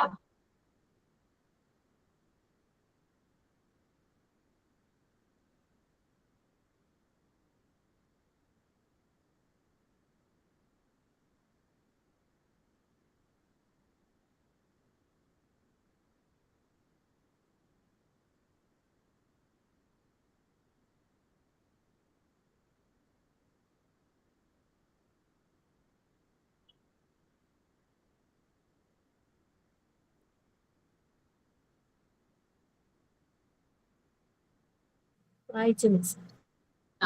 വായിച്ചല്ലേ? മനസ്സിലായോ എന്താണെന്ന്? ഡേ ഡ്രീമിംഗ് എന്താണ്? അതായത് നമുക്ക് ചില റിയലിസ്റ്റിക് ആയിട്ടുള്ള പ്രോബ്ലംസിനെ ചിലപ്പോ ഫേസ് ചെയ്യാനോ, അല്ലെങ്കിൽ അത് നമുക്ക് ചിലപ്പോ അത് എന്താ ഒരു പരിഹാരം നമുക്ക് കൊടുക്കാനൊന്നും സാധിച്ചെന്ന് വരില്ല. ചില കാര്യങ്ങൾക്ക് സൊല്യൂഷൻ ഒന്നും ഉണ്ടാവില്ല. അപ്പോ ഇത്തരത്തിലുള്ള പ്രശ്നങ്ങൾ നമുക്ക് പരിഹരിക്കാൻ സാധിച്ചില്ലെങ്കിലും, അല്ലെങ്കിൽ ഫേസ് ചെയ്യാൻ സാധിച്ചില്ലെങ്കിൽ കൂടിയും നമ്മൾ എന്ത് ചെയ്യും? പകൽ കിനാവ് കാണും. അല്ലെ? ഡേ ഡ്രീം കാണാത്തവര് ആരും തന്നെ ഉണ്ടാവില്ല അല്ലെ? എല്ലാവരും തന്നെ ഡേ ഡ്രീമിംഗ് കാണുന്നവരല്ലേ ഇതിനകത്ത്? പകൽ സ്വപ്നം കാണാറില്ലേ? ഉണ്ട്. ഫാന്റസി അല്ലെ? അതായത് നമുക്ക് ചെയ്യാൻ പറ്റാത്ത കാര്യങ്ങൾ അല്ലെങ്കിൽ നമ്മൾക്ക് നേടാൻ പറ്റാത്ത കാര്യങ്ങള് നമ്മൾ സ്വപ്നങ്ങളായിട്ട് കാണുക അല്ലെ? ഇപ്പൊ എനിക്ക് നമുക്ക് എന്തും വേണമെങ്കിലും ഡേ ഡ്രീം ചെയ്യാം അല്ലെ? അതായത് നമ്മൾ ഇന്ത്യൻ രാഷ്ട്രപതിയായിട്ട് ഒരു ചെയറിൽ ഇരിക്കുന്നത് വരെ നമുക്ക് എന്ത് ചെയ്യാം? ഡേ ഡ്രീം ചെയ്യാം. ഒരു കുഴപ്പവും ഇല്ല അല്ലെ? ഒരു പഞ്ഞും ഇല്ല. കാരണം അത് റിയാലിറ്റി അല്ലെങ്കിൽ കൂടിയും അങ്ങനെ നമുക്ക് ധാരാളം സ്വപ്നം കാണാം. ഓക്കെ, അപ്പൊ നമുക്ക് സാധിക്കാൻ പറ്റാത്ത കാര്യങ്ങൾ അല്ലെങ്കിൽ നമുക്ക് അച്ചീവ് ചെയ്യാൻ പറ്റാത്ത കാര്യങ്ങൾ ഡേ ഡ്രീം കണ്ടുകൊണ്ട് നമ്മുടെ മനസ്സിനെ ആശ്വസിപ്പിക്കുന്നു. പകൽക്കിനാവ് കണ്ടുകൊണ്ട് നമ്മുടെ മനസ്സിനെ ആശ്വസിപ്പിക്കുന്നതാണ്. ഇപ്പൊ നിങ്ങളുടെ മനസ്സിൽ ലക്ഷ്യങ്ങൾ എന്തെങ്കിലും ഉണ്ടാവട്ടെ അല്ലെങ്കിൽ എന്തെങ്കിലും ആഗ്രഹങ്ങൾ ഉണ്ടാവട്ടെ. ചിലപ്പോ ഇന്നേ വരെ ചിലപ്പോ ആ ആഗ്രഹം അല്ലെങ്കിൽ ലക്ഷ്യം നമുക്ക് പൂർത്തീകരിക്കാനായിട്ട് പറ്റിയിട്ടുണ്ടാവില്ല. പക്ഷെ നമ്മളത് നമ്മുടെ മനസ്സിൽ കണ്ടിട്ടുണ്ടാവും അല്ലെ? ആണോ? കണ്ടിട്ടുണ്ടാവില്ലേ? കണ്ടിട്ടുണ്ട്. ഞാനാണെങ്കിൽ ഇപ്പോഴേ സ്കൂളിൽ പോയി പഠിപ്പിക്കുന്നതൊക്കെ സ്വപ്നം കാണാറുണ്ട് കൊച്ചുകുട്ടികളെയൊക്കെ. കാരണം മോണ്ടിസോറി ചെയ്യാൻ തുടങ്ങിയപ്പോഴേ ഞാനതൊക്കെ സ്വപ്നം കാണാറുണ്ട്. അപ്പൊ നമ്മുടെ മനസ്സിനൊരു ആശ്വാസമല്ലേ? അത് ഒരു ആശ്വാസമല്ലേ? അതെ. ആണല്ലേ? അതെ. അപ്പൊ നമ്മുടെ മനസ്സിന് അതൊരു ആശ്വാസമാണ് അങ്ങനെയുള്ള ഡേ ഡ്രീം ഒക്കെ കാണുന്നത്. അപ്പൊ നമുക്ക് റിയാലിറ്റിയിൽ നമ്മളിപ്പോ നമ്മുടെ റിയൽ ലൈഫിൽ പലതരത്തിലുള്ള പ്രശ്നങ്ങള്, പ്രോബ്ലംസ്, അങ്ങനെയുള്ള ധാരാളം കാര്യങ്ങൾ ഉണ്ടാവാം. അതിനൊന്നും നമുക്ക് സൊല്യൂഷൻ കണ്ടെത്താനായിട്ട് സാധിച്ചില്ലെങ്കിൽ കൂടിയും അത് നമ്മള് സൊല്യൂഷൻ കണ്ടെത്തിയതായിട്ട് നമ്മൾ എന്ത് ചെയ്യാണ്? മനസ്സിൽ വിചാരിക്കുകയാണ്, അല്ലെങ്കിൽ നമ്മൾ ഡേ ഡ്രീം കാണുവാണ്, അല്ലെങ്കിൽ നമ്മളൊരു ഫാന്റസിയിൽ ഇതാവുകയാണ്. ഇതൊക്കെ എന്താണ്? ഡിഫൻസ് മെക്കാനിസം ആണ്. ഓക്കെ, അപ്പൊ അതാണ് ഡേ ഡ്രീമിംഗ് അല്ലെങ്കിൽ ഫാന്റസി എന്ന് പറയുന്ന ഡിഫൻസ് മെക്കാനിസം. ശരിയായി വരാത്ത കാര്യങ്ങൾ അല്ലെങ്കിൽ നമ്മൾക്ക് ഇതുവരെ സബലീകരിക്കാൻ കഴിയാത്ത കാര്യങ്ങൾ നമ്മൾ സ്വപ്നം കണ്ട് നേടുന്നു. ഓക്കെ, അത്രേ ഉള്ളൂ കേട്ടോ. ഓക്കെ, മനസ്സിലായോ? മനസ്സിലായി. പിന്നെ താഴെ കൊടുത്തിട്ടുണ്ട്, beside this there are adjustment mechanisms such as dissolution, egocentrism, reaction, formation and others. അതായത് മറ്റു ചില മെക്കാനിസംസ് ആണ് ഇവിടെ കൊടുത്തിരിക്കുന്നത്. അത് അത്ര ഇമ്പോർട്ടന്റ് അല്ല, അത് നമുക്ക് പഠിക്കാനില്ല. ഓക്കെ, എക്സ്പ്ലെയിൻ ചെയ്തിട്ടില്ല. അപ്പൊ അതുകൊണ്ട് അത് നോക്കേണ്ട ആവശ്യമില്ല കേട്ടോ. ഓക്കെ, ക്ലിയർ ആയെന്ന് വിചാരിക്കുന്നു.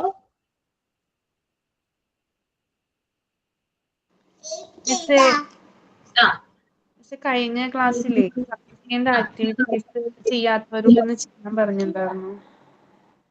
ഏത് ആക്ടിവിറ്റിയാണ്? മറ്റേ പിക്ചർ ചാർട്ട് ഇല്ലേ? Number picture wheel.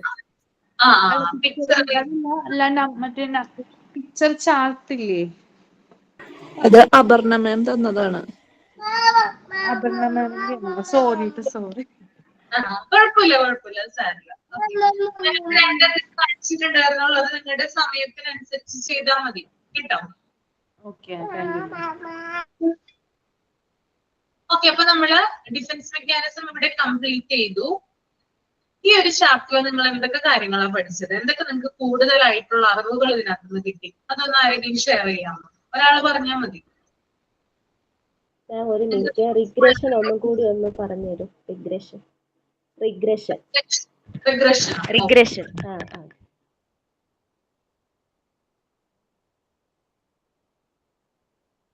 അതായത് നമ്മൾക്ക് എന്തെങ്കിലും പ്രശ്നങ്ങളൊക്കെ അതായത് മുമ്പ് നമ്മള് ഒരു അവസ്ഥയിലായിരുന്നു എന്ന് വിചാരിക്കുക. ഓക്കെ, പക്ഷെ ഇപ്പൊ നമുക്ക്, അതായത് മുമ്പ് നമുക്ക് കുറെ കാര്യങ്ങൾ കിട്ടിയിട്ടുണ്ട്, പക്ഷെ ഇപ്പൊ നമുക്ക് ആ കാര്യങ്ങൾ കിട്ടുന്നില്ലെന്ന് വിചാരിക്കുക. അപ്പോ മുമ്പത്തെ പോലെ തന്നെ നമ്മൾക്ക് അത് കിട്ടുന്നതിന് വേണ്ടിയിട്ട് നമ്മള് പഴയ പോലെ ആകാനായിട്ട് ശ്രമിക്കും. കുട്ടികളുമായിട്ട് റിലേറ്റ് ആയിട്ട് വരുന്ന ഒരു ഡിഫൻസ് മെക്കാനിസം ആണത്. അതായത് ചൈൽഡിഷ് ബിഹേവിയർ ആണ് ഇവിടെ കാണിക്കുക. ഇപ്പൊ ഞാൻ അന്ന് പറഞ്ഞിട്ടുണ്ടായിരുന്നു, 2 കുട്ടികളുണ്ട്. അതിനകത്ത് ഒരാൾക്ക് 10 വയസ്സും ഒരാൾക്ക് 1 വയസ്സും ആണെന്ന് വിചാരിക്കുക. ഓക്കെ, അപ്പോ ഇളയാള് വന്നു കഴിഞ്ഞതിന് ശേഷം അച്ഛനമ്മമാർക്ക് മൂത്ത കുട്ടിയോട് എന്താണ്, അവനെ ശ്രദ്ധിക്കാനുള്ള ഒരു ഇത് കുറഞ്ഞു തുടങ്ങി. അതായത് കൂടുതലായിട്ട്, അതായത് ഇളയ കുട്ടിയുടെ അത്രയും പോലും മൂത്ത കുട്ടിയെ അവര് ശ്രദ്ധിക്കുന്നില്ല. ഓക്കെ, അപ്പൊ മൂത്ത കുട്ടി എന്ത് ചെയ്യണത് ശ്രദ്ധിക്കുകയാണ്. അതായത് എന്നെ അച്ഛനമ്മയെ നോക്കുന്നില്ല, എല്ലാ സ്നേഹവും അനിയനാണ് കൊടുക്കുന്നത് അല്ലെങ്കിൽ അനിയത്തിക്കാണ് കൊടുക്കുന്നത്, എന്നെ അവർക്ക് വേണ്ട, അങ്ങനെയുള്ള ചിന്തകൾ കുട്ടിയെ അലട്ടാനായിട്ട് തുടങ്ങും. അപ്പൊ ഈ കുട്ടി എന്ത് ചെയ്യും? അതായത് മുമ്പ് ആ കുഞ്ഞ് കാണിച്ചിരുന്നത്, അതായത് മുമ്പ് ആ കുട്ടി എന്തൊക്കെ കാര്യങ്ങൾ കാണിച്ചിട്ടുണ്ടോ, ചിലപ്പോ വിരല് നുണയുന്നതായിരിക്കാം, അല്ലെങ്കിൽ നഖം കടിക്കുന്നതായിരിക്കാം, അല്ലെങ്കിൽ ബെഡിൽ മൂത്രം ഒഴിക്കുന്നതായിരിക്കാം. ഇങ്ങനെയുള്ള കാര്യങ്ങളൊക്കെ ആ കുട്ടി റിപ്പീറ്റ് ചെയ്യാനായിട്ട് തുടങ്ങും. ഇതെന്തിനു വേണ്ടിയിട്ടാ? പാരന്റ്സിൽ നിന്ന് അറ്റൻഷൻ കിട്ടുന്നതിന് വേണ്ടിയിട്ടാ. ഇതൊരു ഡിഫൻസ് മെക്കാനിസം ആണ്. അതായത് ചൈൽഡിഷ് ആയിട്ട് ബിഹേവ് ചെയ്യുന്നതിലൂടെ അവന്റെ പണ്ടത്തെ, അതായത് പണ്ട് കാലത്ത് അവൻ എന്തൊക്കെ കാര്യങ്ങളാണോ കിട്ടിയിരുന്നത് അത് ലഭിക്കാൻ വേണ്ടിയിട്ട് മനസ്സിനെ പഠിപ്പിച്ചെടുക്കുന്നതാണ്. ഓക്കെ, മനസ്സിലായോ? റിഗ്രഷൻ, ഡിസ്മി മനസ്സിലായി. പിന്നെ ഒരു ഡൗട്ട്, ഈ റിഗ്രഷൻ വെച്ചാൽ തിരിച്ചു പോക്കെന്നല്ലേ അർത്ഥം? മീനിങ് തിരിച്ചു പോകണം എന്നുള്ള പഴയ അവസ്ഥയിലോട്ട്. പഴയ അവസ്ഥയിലേക്ക് തിരിച്ചു പോക്ക്, അതാണ് തിരിച്ചു പോകുന്നതാണ്. അതപ്പോ നമ്മൾ ഈ കുട്ടികളുമായിട്ട് ബന്ധപ്പെടുത്തി അല്ലാതെ വേറെ എക്സാമ്പിൾ പറയാൻ പറ്റുമോ? വേറെ എക്സാമ്പിൾ പറയാൻ പറ്റും. ചൈൽഡിഷ് ബിഹേവിയർ ഉണ്ടാവുന്ന മാത്രം തന്നെ. അപ്പൊ ഞാൻ ഒരു എക്സാമ്പിൾ പറയാം. അത് ഇതിൻ്റെതാണോ ഞാൻ മനസ്സിലാക്കി എഴുതിയതാണ്. അത് വേറൊന്നുമല്ല. ഒരു മദ്യപാനി ആയിരുന്ന ഒരാള് ജീവിതത്തിൽ പിന്നെ നല്ല ഒരു നിലയിൽ മദ്യപാനം ഉപേക്ഷിച്ച് നല്ല രീതിയിൽ മുന്നോട്ട് പോയിക്കൊണ്ടിരിക്കുന്ന സമയത്ത് എന്തെങ്കിലും ഒരു ജീവിതത്തിൽ പ്രശ്നം ഉണ്ടാക്കുമ്പോൾ തോൽവി സംഭവിച്ച് എന്ന് മനസ്സിൽ തോന്നുമ്പോൾ തിരിച്ച് മദ്യപാനം ശീലം പഴയ അവസ്ഥയിലോട്ട് പോകുക, അങ്ങനെ ഇതിനകത്ത് പറയാൻ പറ്റുമോ? പഴയ അവസ്ഥയിലോട്ട് തിരിച്ചു പോക്കെന്നുള്ളത് ഇല്ല. എനിക്കത് കംപ്ലീറ്റ് ആയിട്ട് മനസ്സിലായില്ല കേട്ടാ. ചൈൽഡിഷിന്റെ മാം ആ എക്സാമ്പിൾ പറഞ്ഞിട്ട് പിന്നെ എനിക്ക് ആലോചിച്ചിട്ട് എനിക്ക് വേറെ ഒന്നും പറയാൻ പറ്റുന്നില്ല. അതുകൊണ്ട് ഞാൻ ചോദിച്ചത്. ശരി. ഓക്കെ, അപ്പൊ വേറെ എന്തെങ്കിലും കാര്യങ്ങൾ ചോദിക്കാനുണ്ടോ ഇതുമായിട്ട് റിലേറ്റഡ് ആയിട്ടുള്ളത്? മാം, ഞാനൊരു സംശയം ചോദിച്ചോട്ടെ റിഗ്രഷന്റെ. ഇപ്പൊ ചെറിയ കാലത്തില് കുട്ടികൾക്കൊക്കെ ഇങ്ങനെ ദേഷ്യം വരുമ്പോ അവരിങ്ങനെ ഓരോന്നൊക്കെ വലിച്ച് എറിയലും ഒക്കെ ചെയ്യില്ലേ? പിന്നീട് വലുതാവുമ്പോഴും അവർക്ക് പക്വതയൊക്കെ വന്ന ശേഷം ആ ശീലം തുടരും? അവര് മനസ്സിലാക്കി ഇങ്ങനെ എറിയാൻ പാടില്ല എന്ന് തോന്നിയാലും അവര് എറിയോ? അങ്ങനെ ചെറുപ്പത്തിൽ അവര് ദേഷ്യം ക്യാരക്ടറിസ്റ്റിക്സ് അനുസരിച്ചല്ലേ, ഓരോ കുട്ടികളുടെ സ്വഭാവം അനുസരിച്ചല്ലേ വരുന്നത്. ചെറുപ്പത്തിൽ അവർക്ക് അറിവില്ലായ്മ കൊണ്ട് അവര് ഓരോന്ന് എറിഞ്ഞുടയ്ക്കുമല്ലോ ദേഷ്യം വരുമ്പോഴൊക്കെ. അപ്പൊ അവര് പക്വത എത്തിയാലും അവര് ആ ശീലം തുടരുമോ? ആ ശീലത്തിലേക്ക് പോവോ അങ്ങനെ ദേഷ്യം ശമിപ്പിക്കാനായിട്ട്? അതായത് ചെറുപ്പത്തില് അത് കുറച്ചുകൂടി വളർന്നു കഴിയുമ്പോൾ കുറച്ചുകൂടി കാര്യങ്ങൾ കുട്ടികൾക്ക് മനസ്സിലാവുമല്ലോ. ചിലവർക്ക് ആ ദേഷ്യം അങ്ങനെ തന്നെ ഉണ്ടാകും, ചിലവർക്ക് അതൊക്കെ ജനറ്റിക്സ് അനുസരിച്ച് വ്യത്യാസം വരും കേട്ടോ. പാരമ്പര്യം ഒരു പ്രധാനപ്പെട്ട ഘടകമാണ് ഇതിനകത്ത്. ഓക്കെ, ചിലവരാണെങ്കിൽ കുറച്ചും കൂടി എന്താ പറയാ മെച്യൂരിറ്റി കാണിക്കും, കുറച്ച് കാര്യങ്ങളൊക്കെ അവർക്ക് കൂടുതലായിട്ട് മനസ്സിലാക്കാനായിട്ട് പറ്റും. ഇപ്പൊ സ്കൂളിൽ നിന്ന് പഠിക്കുന്ന കാര്യങ്ങൾ ഉണ്ടാവും, ഫാമിലിയിൽ നിന്ന് പഠിക്കുന്ന കാര്യങ്ങൾ ഉണ്ടാവും.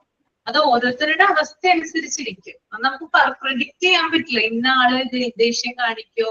അതൊക്കെ അവര് വളർന്നു വരുന്ന ആ ഒരു സാഹചര്യം അനുസരിച്ചിട്ടൊക്കെ മാറി മറിഞ്ഞിരിക്കും കേട്ടോ. എല്ലാ ആളുകളും ഒരേപോലെ വരുമെന്ന് നമുക്ക് പറയാൻ പറ്റില്ല. ഓക്കെ,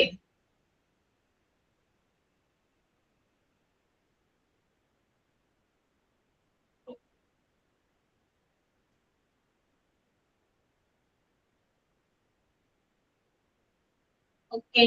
അപ്പോ എന്തെങ്കിലും പറയാനുണ്ട് ഡിഫൻസ് മെക്കാനിസത്തെ കുറിച്ച്? ചാപ്റ്റർ എങ്ങനെ ഉണ്ടായിരുന്നു? എളുപ്പമായിരുന്നോ ഡിഫൻസ് മെക്കാനിസം? നല്ല ചാപ്റ്റർ ആയിരുന്നു. കുറെ കാര്യങ്ങൾ പഠിച്ചു. കുറെ കാര്യങ്ങൾ പഠിക്കാൻ പറ്റി അല്ലെ? നിങ്ങൾക്ക് നീഡ്സ് എന്ന് പറയുന്ന ചാപ്റ്റർ എടുത്തിട്ടുണ്ടോ?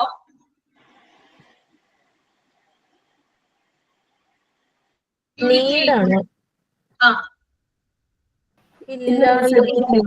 ഇല്ല, എടുത്തിട്ടില്ല അല്ലെ? എടുത്തിട്ടില്ല.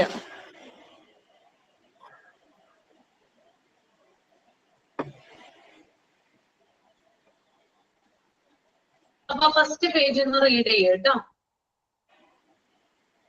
പുതിയ ചാപ്റ്റർ ആണ് യൂണിറ്റ് 8 പാർട്ട് 2 യൂണിറ്റ് 8 നീഡ്സ്.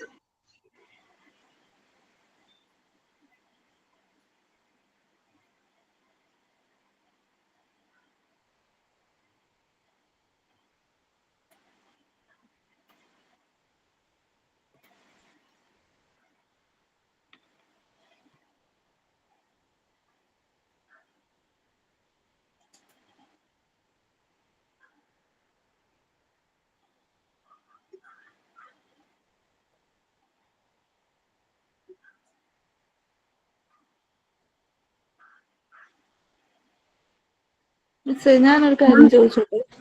ആ നമ്മളിപ്പോ ഈ എടുക്കണത് ടെക്സ്റ്റ് എങ്ങനെ വൺ വേർഡ് ക്വസ്റ്റ്യൻസ് ഉണ്ടാക്കിയിട്ട് പഠിക്കുകയാണോ വേണ്ടേ, അതോ ഇങ്ങനെ ടെക്സ്റ്റ് വായിച്ച് എസ്സേ പോലെ പഠിക്കുകയാണോ വേണ്ടത്? നിങ്ങൾ വായിച്ച് മനസ്സിലാക്കിയാൽ മാത്രം മതി. ബൈഹാർട്ട് പഠിക്കേണ്ട ആവശ്യമില്ല. ഞാനിപ്പോ ഓരോ ക്ലാസ് കഴിയുമ്പോഴും ഇങ്ങനെ note one word questions note ഉണ്ടാക്കിയിട്ട് ഞാൻ ഗ്രൂപ്പിൽ ഇടലുണ്ട്. അപ്പൊ അങ്ങനെ ഇപ്പൊ ഞാന് എക്സാം ഒക്കെ എഴുതുമ്പോഴേ, ഇപ്പൊ മോക്ക് ടെസ്റ്റുകൾ എഴുതുമ്പോ ക്വസ്റ്റ്യൻ ചിലപ്പോ എനിക്ക് മനസ്സിലാവാണ്ടായിരിക്കാം. അങ്ങനെ എനിക്ക് അങ്ങനെ പഠിക്കണത് കൊണ്ട് ഉപകാരം ഉണ്ടോന്ന് എനിക്കൊരു തോന്നല്. ഉപകാരമില്ലെന്നാണ് പറയുന്നത്. എനിക്ക് തോന്നുകയാണ് വൺ വേർഡ് ആക്കിയിട്ട് അങ്ങനെ പഠിക്കണതിൽ കൊണ്ട് ഇതിനോട് ഒരു ബുദ്ധിമുട്ട് വരുമോന്ന്. അങ്ങനെ ഞാന് ഇപ്പൊ ഇന്നെടുത്ത ചാപ്റ്ററുകള് ഇന്നെടുത്തത് എന്താന്ന് വെച്ചാൽ അതിന്ന് പരമാവധി വൺ വേർഡ് ക്വസ്റ്റ്യൻസ് നോട്ട് എഴുതിയിട്ട് ഇപ്പൊ ഗ്രൂപ്പില് പലർക്കും കയറാൻ പറ്റില്ലല്ലോ, അപ്പൊ ഞാൻ ഗ്രൂപ്പിൽ പോസ്റ്റ് ചെയ്യാറുണ്ട്. അപ്പോ നമുക്ക് അങ്ങനെ പഠിക്കണതാണോ നല്ലത്, നമുക്ക് ഇങ്ങനെ ഓരോ ഇതിപ്പോ ഇതില് നീഡ്സില് ഫുഡ് ആൻഡ് വാട്ടർ അതിന്റെ ആ കണ്ടന്റ് അത് ആ ഒരു എസ്സേ പോലെ നമ്മൾ അത് വായിച്ച് മനസ്സിലാക്കിയാൽ മതിയോ? വൺ വേർഡ് ഉണ്ടാക്കി പഠിക്കേണ്ട ആവശ്യമില്ല? ഇല്ല, അത് ഓരോരുത്തരുടെ ഇഷ്ടമാണ്. ഇപ്പൊ നിങ്ങൾക്ക് വൺ വേർഡ് ഉണ്ടാക്കി നിങ്ങൾക്ക് പഠിക്കണമെങ്കിൽ അങ്ങനെ ചെയ്യാം, അല്ലെങ്കിൽ വായിച്ച് മനസ്സിലാക്കണമെങ്കിൽ അങ്ങനെ ചെയ്യാം. അതൊക്കെ ഓരോരുത്തരുടെ രീതിയല്ലേ. നമുക്ക് ഇന്നത് ചെയ്യാൻ പാടില്ല അങ്ങനെ ഒന്നുമില്ല. നിങ്ങൾക്ക് ഇഷ്ടമുള്ള രീതിയിൽ ക്വസ്റ്റ്യൻസ് എന്തായാലും എക്സാമിന് വൺ വേർഡ് ആയിട്ട് തന്നെയല്ലേ വരിക? അതെ അതെ. ഒബ്ജക്റ്റീവ് മൾട്ടിപ്പിൾ ചോയ്സ് ഒബ്ജക്റ്റീവ് ആയിട്ടാണ് വരിക. ഒബ്ജക്റ്റീവ് ടൈപ്പ് ആയിട്ടാണ് വരിക. ക്വസ്റ്റ്യൻ ഉണ്ടാവും, 4 ഓപ്ഷൻസും ഉണ്ടാവും. അപ്പൊ അതിൽ നിന്ന് സെലക്ട് ചെയ്ത് എഴുതിയാൽ മതി. ഓക്കെ. അപ്പൊ പഠിക്കുന്ന രീതിയൊക്കെ അവരവരുടെ ഇഷ്ടത്തിനനുസരിച്ച് വിടുക. ചിലവർക്ക് എഴുതി പഠിക്കാനായിരിക്കും ഇഷ്ടം, ചിലവർക്ക് വായിച്ചു പഠിക്കാനായിരിക്കും ഇഷ്ടം, ചിലവർക്ക് ചില കാര്യങ്ങൾ പിക്ചറൈസ് ചെയ്ത് മനസ്സിലാക്കി പഠിക്കാനായിരിക്കും ഇഷ്ടം. അപ്പൊ നമ്മൾക്ക് അതിങ്ങനെ പറയാൻ പറ്റും, ഇങ്ങനെ പഠിക്കണം അങ്ങനെ പഠിക്കണം. നിങ്ങൾ ആ കണ്ടന്റ് മാത്രം മനസ്സിലാക്കി വെച്ചാൽ മതി എന്താണ് അതിനകത്ത് പറയുന്നത് കേട്ടോ. ഓക്കെ. ഡിഫൻസ് മെക്കാനിസത്തിന് മോക്ക് ടെസ്റ്റ് ഇടോ ക്ലാസ് റൂമില്? ഇട്ടേക്കാം. ഡിഫൻസ് മെക്കാനിസത്തിന്റെ മോക്ക് ടെസ്റ്റ് ഇട്ടേക്കാം കേട്ടോ. ജിഷ മിസ് നമുക്ക് കുറെ ആക്ടിവിറ്റികൾ തന്നിരുന്നു കഴിഞ്ഞ ക്ലാസ്സില്. എന്ത് ആക്ടിവിറ്റിയാണ് തന്നിരുന്നത് മിസ്? അത് മറ്റേ പിക്ചർ കാർഡ്, പിന്നെ ഇത് ആൽഫബറ്റ് വേർഡ് കാർഡും പിക്ചർ കാർഡും, പിന്നെ സോക്സ് വെച്ചിട്ട് സ്നേക്കിനെ ഉണ്ടാക്കല്, പിന്നെ മറ്റേ സാൻഡ് പേപ്പർ വെച്ചിട്ട് ഒരേ ഷേപ്പുകള് ഉണ്ടാക്കല്, പിന്നെ കാർഡ്ബോർഡ് വെട്ടിട്ട് ട്രയാങ്കിളോ അല്ലെങ്കിൽ സ്ക്വയറോ പല അളവിലുള്ള ഷേപ്പുകൾ ഉണ്ടാക്കല് അങ്ങനെ തന്നിരുന്നു കഴിഞ്ഞ ക്ലാസ്സിന്. അത് നമുക്ക് വൈവയുടെ സമയത്തൊക്കെ അല്ലേ എല്ലാം ചോദിക്കുള്ളൂ? അതെ അതെ, ചോദിക്കും. ചെയ്തിട്ടുണ്ടോ എന്ന് ചോദിക്കും നിങ്ങളോട്. ഓക്കെ. ഓക്കെ മിസ്, ഞാൻ നമ്പർ വീലും പിക്ചർ വീലും ചെയ്തിട്ടുണ്ട്, എന്നതൊന്ന് കാണിക്കട്ടെ? കാണിച്ചോളൂ. മിസ്, ഞാൻ ഇറങ്ങിക്കോട്ടെ ക്ലാസ്സിൽ നിന്ന്? ബാങ്കിലൊന്ന് പോകാനായിരുന്നു, 2:30 പോകാൻ വേണ്ടിട്ട്. ശരി മിസ്, താങ്ക് യു. അളക കാണിച്ചോളൂ കേട്ടോ. മിസ്, ഇതിലെന്തോ ഒരു പ്രശ്നം. ക്യാമറ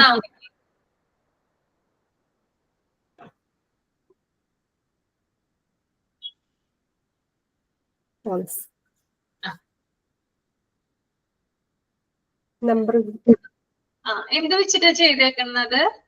ഇത് സ്ക്രൂ ഇട്ടിട്ട് നട്ടും ബോൾട്ടും. അളക ഒന്ന് ഞാൻ പിൻ ചെയ്യട്ടെ.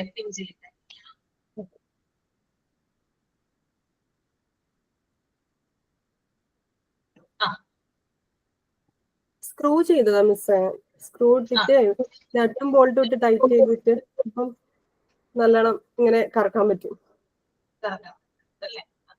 പിന്നെ പിക്ചർ വീല്.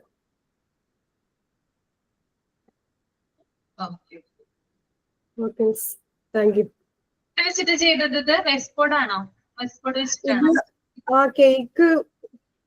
കേക്കിന്റെ ബേക്കറിയിൽ അന്വേഷിച്ചപ്പോ അവിടുന്ന് കിട്ടി. അല്ലേ? അങ്ങനെ. എന്നിട്ട് ഇത് വലുത് വെച്ചു, പിന്നെ ഇത് കട്ട് ചെയ്തു, ചെറിയ ഇതാക്കി കട്ട് ചെയ്തിട്ട് അങ്ങനെ ചെയ്തല്ലേ. നല്ലതായിട്ടുണ്ട് കേട്ടോ. ബാക്കിയുള്ളവര് കണ്ടോ? ചെയ്യാനായിട്ട് ശ്രമിക്കട്ടോ, നിങ്ങളുടെ സമയം പോലെ. ഞാൻ കഴിഞ്ഞ ക്ലാസ്സിൽ കാട്ടിയിരുന്നു മാഡം. ക്ലാസ്സിൽ കാണിച്ചു തരുന്നു. ഞാൻ കഴിഞ്ഞ ക്ലാസ്സിൽ കാട്ടിയിരുന്നു പിക്ചർ വീലും. ഒന്ന് ഇപ്പൊ കാണിക്കാൻ പറ്റിയോ? ഒന്ന് ഞാൻ മറന്നുപോയായിരുന്നു. കാണിക്കാം 1 മിനിറ്റ് കേട്ടോ.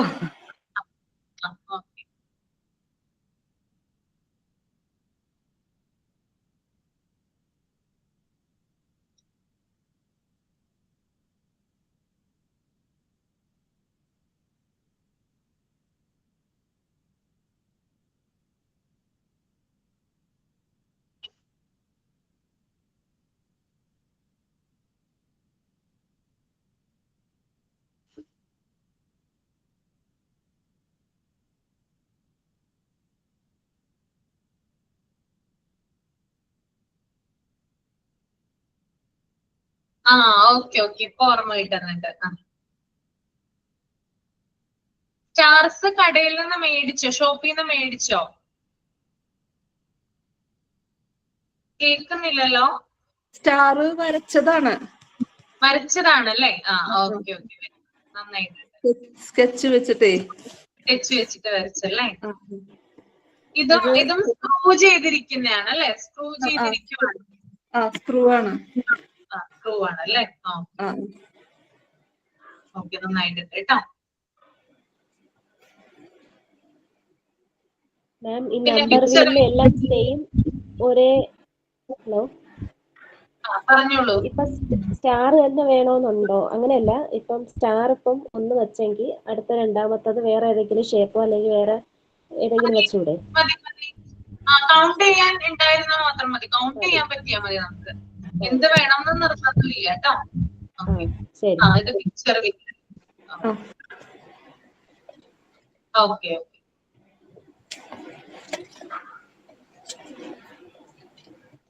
നന്നായിട്ടുണ്ട് കേട്ടോ.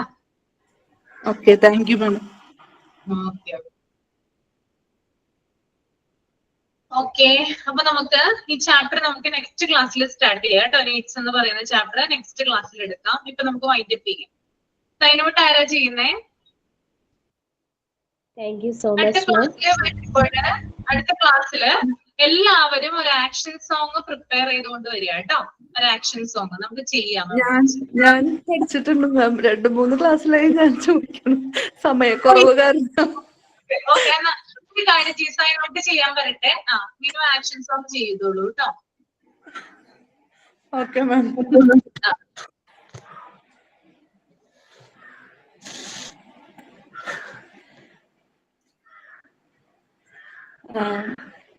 This is big. This is small. This is long. This is short. This is fast. This is slow. This is stop. This is go. This is yes. This is no. This is loud. This is quiet. നന്നായിരുന്നു കേട്ടോ. അപ്പൊ എല്ലാവരും ചെയ്തിട്ട് വരിക. അടുത്ത class തുടങ്ങി എല്ലാവരും action song prepare ചെയ്ത് വരിക കേട്ടോ. ഓക്കെ, സൈൻ ഔട്ട് ചെയ്തോളൂ കേട്ടോ രശ്മി.